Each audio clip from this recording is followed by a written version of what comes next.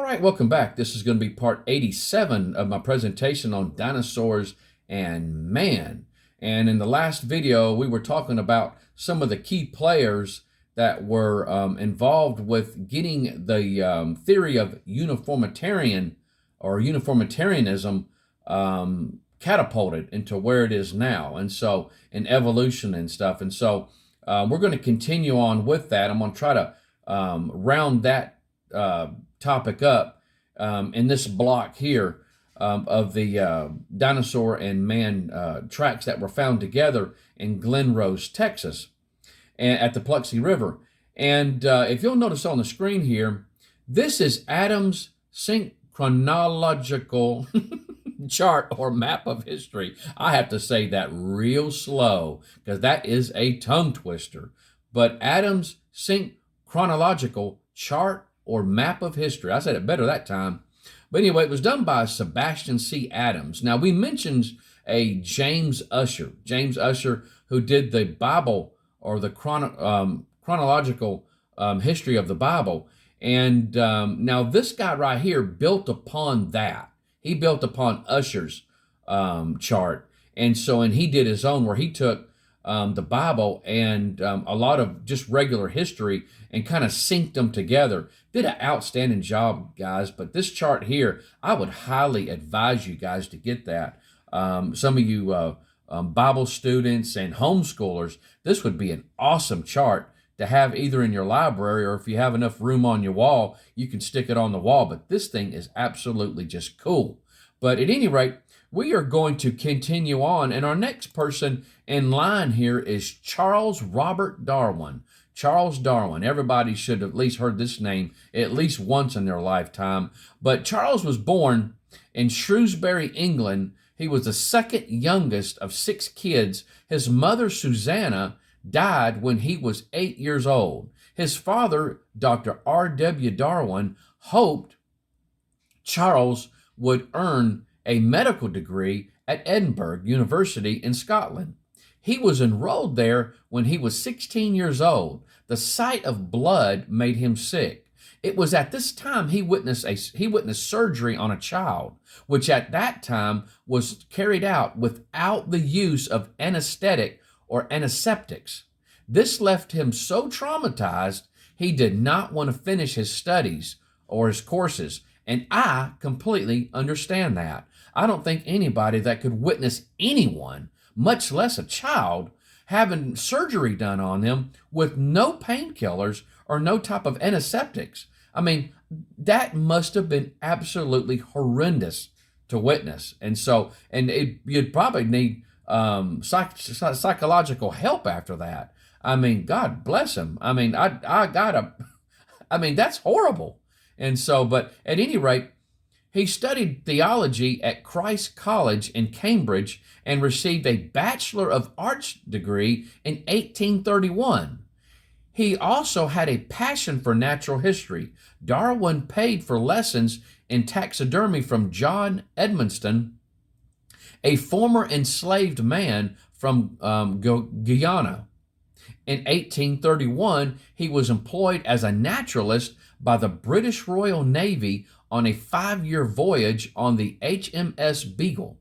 The captain was Robert Fitzroy. Darwin collected samples of plants, animals, rocks, and fossils from areas of Brazil, Argentina, Chile, and islands such as the Galapagos. Crates containing specimens were sent back to England aboard other ships. Now, the Principles of Geology, it's a 3-volume set by Charles Lyell. Now, we talked about Charles Lyell before. Now, remember, we started with James Hutton, then it went to Charles Lyell, and now it's going to Charles Darwin here. At any rate, he got this 3-volume set, arrived by post, which means they had it mailed to him, and was a huge influence during his time on this voyage. This reshaped the way Darwin would view the geological, fossil, zoological, and botanical information that he collected. He came from a very well-to-do family, and his father guaranteed him a generous living allowance. Darwin married his first cousin, Emma Wedgwood. They had 10 children, 3 died in childhood, with Anne Elizabeth's death at age 10, causing him to not fully recover from. The other 7 children lived long lives. Darwin's skepticism about religion caused Emma great pain. He began to suffer severe and mysterious illnesses that would stay with him his entire working life. Now, this is one of the books that Charles Darwin wrote, and everybody ought to know about it. The Origin of Species. The Origin of Species. Now, listen, guys, that is not the whole title of the book. When you have to open up the book to see the entire title, now listen, now if you go to where Charles Darwin's picture is, if you can't see it, you should be able to read it right below, right there on that page there. You ought to be able to see it. But if you can't, this is exactly what it says. It's the origin of species by means of natural selection or the preservation of favored races and the struggle for life. You heard that right. It says, or the preservation of favored races and the struggle of life. That was published November 24th in 1859. Now, it's very key here to note this timeline because the end of slavery in the United States was passed in January 31st, 1865, and ratified, that means that made it officially valid, December 6th, 1865. So Darwin wrote his book when slavery was still rocking. And what does it say? The preservation of favored races. Now listen, this guy is still being taught in schools and colleges. I've seen museums that make this guy into some type of hero, and it wasn't. He's a racist. So at any rate, guys, I'm telling you, that's what it is here. I'm letting you guys see it right here in front of you. And so now the other book, The Descent of Man. In 1871, Charles Darwin published a book entitled The Descent of Man and Selection in Relation to Sex. It was 2 volumes. Darwin contended, here we go, guys, that we evolved from ape-like creatures. Now, I said, back then, way back in James Hutton, he stepped on a path of no return. And this right here, guys, is still taught. And I have evolutionists that will try to debate me. They ridicule me. Matter of fact, at the time of this video, I just had one yesterday send me a real nasty remark on YouTube, and I just deleted his comment. I hold all my comments, and so any nasty ones I get, I just delete it. And so that way they don't get to see the light of day or the satisfaction of letting other people see what they said to me. And so now the Galapagos Islands, this is those Galapagos Islands where Darwin had studied finches or collected some finches. Now the Galapagos finches are a classic example of adaptive radiation. Their common ancestor arrived on the islands a few million years ago. Now, I'm giving you the evolutionary aspect on this. Since then, a single species has evolved into different species that are adapted to fill different lifestyles. Now, it says 14 species of Galapagos finches that evolved from a common ancestor. The different shapes of their bills suited to different diets and habitats show their process of adapted radiation. Now, that adapted radiation means divergence out from a central point, in particular, evolution from an ancestral animal or plant group into a variety of new forms. And so I want to show you guys something really interesting about this. And so, because they use this word evolved.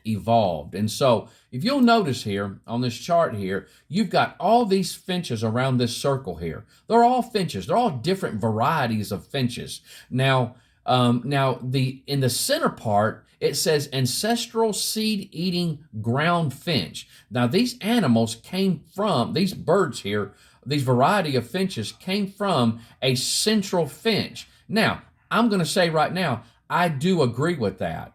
But you know what that finch was? It was a bird.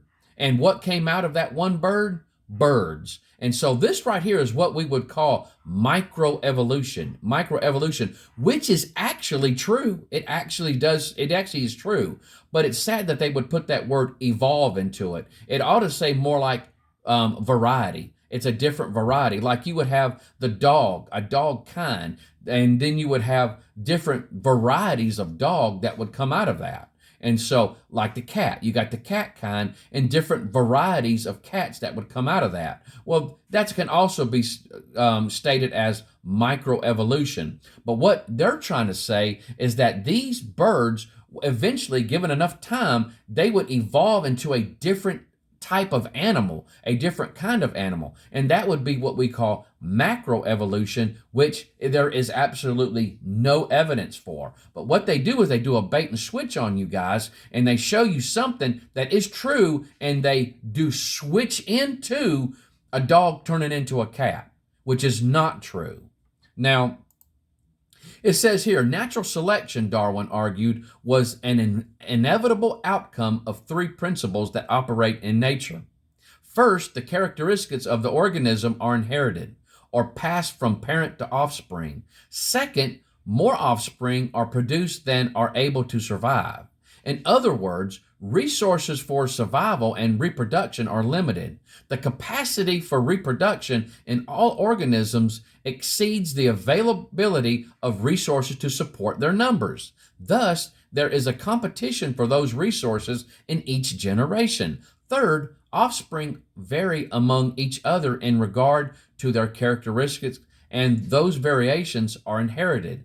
Out of these three principles, Darwin reasons that offspring with inherited characteristics that allowed them to best compete for limited resources will survive and have more offspring than those individuals with variations that are less able to compete. Because characteristics are inherited, these traits will be better represented in the next generation. This will lead to change in populations over generations in a process Darwin called descent with modification or evolution. Now, natural selection is true. It does work.